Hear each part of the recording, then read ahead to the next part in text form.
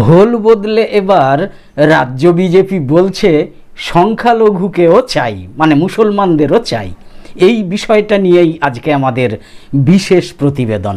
গণমাধ্যম এবং সমাজ মাধ্যমের লেখা থেকে সংগ্রহের ভিত্তিতে তৈরি করা আজকের এই প্রতিবেদন উপস্থাপন করছি আমি জাকির হোসেন শেখ, প্রতিদিনের মতো।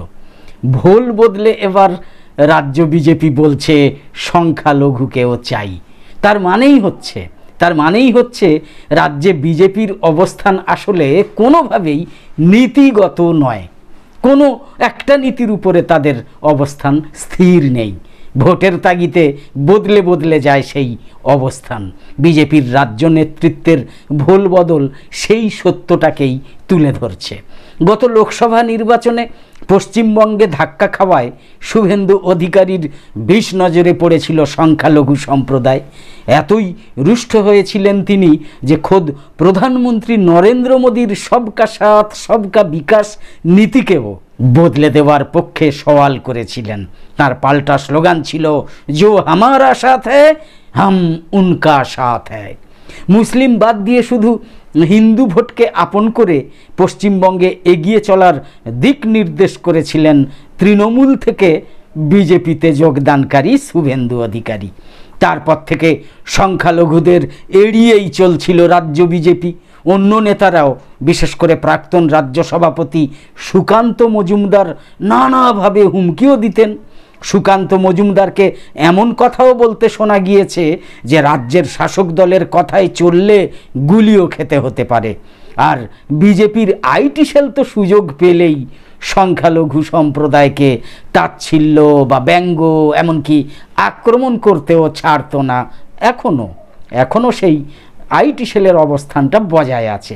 কিছুদিন ধরে হঠাৎই সেই অবস্থানে বদল দেখা যাচ্ছে। যারা একসময়ে বলতেন ভোটার তালিকার বিশেষ নিবিড় সংশোধনী অর্থাৎ এসআইআর করে সংখ্যালঘু মুসলিমদের অভারতীয় করে দেওয়া হবে, তাদের গলায় এখন ভিন্ন সুর শোনা যাচ্ছে।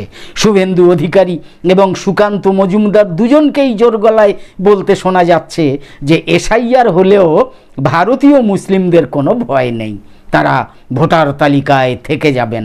শুভেন্দু নিজের আগের অবস্থানকে কার্যত গিলেই ফেলেছেন।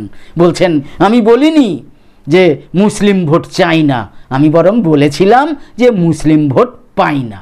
হ্যাঁ, সত্যিই তাই। দক্ষিণ দিনাজপুরে এসে মাত্র দিন কয়েক আগে তিনি জানিয়ে দিয়ে গিয়েছেন যে তিনি মুসলিম ভোট চান না, এমন কথা কখনো বলেননি।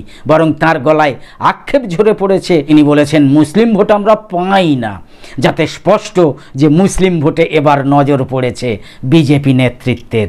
এই ধারণা আরও মজবুত হয়েছে সম্প্রতি বিজেপির রাজ্যসভা সাংসদ নগেন রায় উত্তরবঙ্গের ইমাম এবং মুয়াজ্জিনদের বৈঠকে আমন্ত্রণ জানানোয়। গ্রেটার কোচবিহার পিপলস অ্যাসোসিয়েশন নামে নগেনের পৃথক একটা সংগঠন থাকলেও তার এই পদক্ষেপের বিরোধিতা বিজেপি কিন্তু করেনি, বরং ঘুরিয়ে এই পদক্ষেপকে সমর্থন করেছে।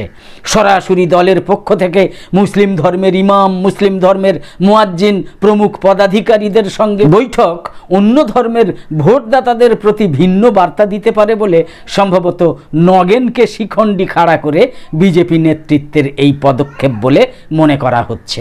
স্বভাবতই তাই প্রশ্ন জাগছে যে বিজেপির এই অবস্থান বদলের নেপথ্য কারণটা কি? এতদিনে স্পষ্ট হয়েছে যে শুধু হিন্দু ভোটের ভরসায় পশ্চিমবঙ্গে বিজেপির ক্ষমতা দখল কার্যত অসম্ভব। গত কয়েকটা নির্বাচনে সেই চেষ্টা ব্যর্থ হয়েছে। বাংলায় বেশ কিছু আসনে সংখ্যালঘু ভোট ফলাফল নির্ধারণের নিয়ন্ত্রক।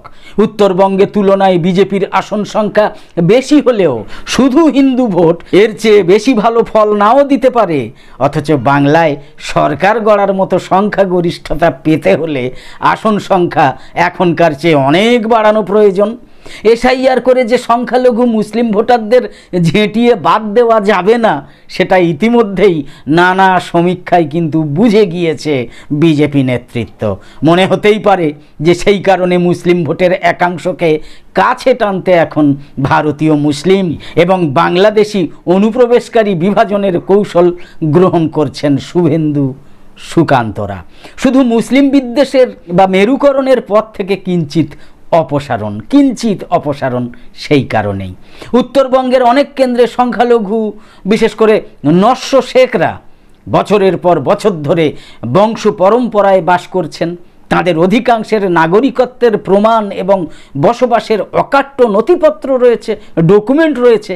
এসআইআর হলেই তাদের বাদ দেওয়া আদৌ কিন্তু সম্ভবপর নয়, যদি না বেআইনিভাবে জোর করে তাদের বাদ দেওয়া হয়। ফলে উত্তরবঙ্গের সংখ্যালঘুদের প্রতি বিশেষ নজর দিতে রাজ্যসভা সাংসদ নগেনকে দিয়ে এই পদক্ষেপ করা হয়েছে। অর্থাৎ ভোটের তাগিদে চুলোয় যেতে পারে বিজেপির আদর্শগত অবস্থান, মতাদর্শগত অবস্থান। ওই যে বলে না, ঠেলার নাম বাবাজি, বা ঠেলায় না পড়লে বিড়াল গাছে ওঠে না, সেই রকম আর কি। তো একদম শেষে বলি, আমাদের এই ভিডিওর বিষয়বস্তু ভালো লেগে থাকলে ইউটিউবে নোটিফিকেশান পেতে সাবস্ক্রাইব করে পাশের বেল আইকন অন করে রাখুন, আর ফেসবুকে ফলো করে আমাদের আরও নতুন নতুন ভিডিও বানাতে এবং লাইভ সম্প্রচারে উৎসাহিত করতে লাইক, কমেন্ট এবং শেয়ার করে সঙ্গে থাকুন। আর মন্দ লেগে থাকলে অবশ্যই তথ্য এবং গঠনমূলক মন্তব্য করে সংশোধন করে দেওয়ার চেষ্টা করুন। আমরা কথা দিচ্ছি, আমরা সেই সব মন্তব্য, সেই সব অভিমত তথ্যের ভিত্তিতে যেটা আপনারা দেবেন, আমরা সেগুলো মাথা পেতে গ্রহণ করতে রাজি আছি। তো আপাতত শেষ করছি। কামনা করি সকলে সবসময় খুব ভালো এবং সুস্থ থাকুন, সাবধানে থাকুন। ধন্যবাদ।